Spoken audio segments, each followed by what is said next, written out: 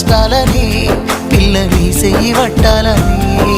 నల్లని సీకట్లో ఒకదాన్నే కూసున్న దిక్కులేని పచ్చినయ్యి బావా నువ్వెప్పుడొస్తావని ఏళ్ళైపోతుంది పిల్ల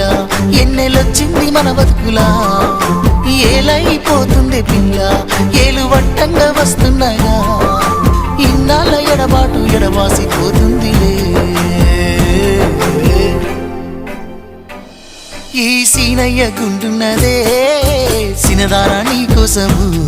ఈ దూరాన్ని చెరుపుతూ తీరాల కగిరింది అందాల ఈ మానము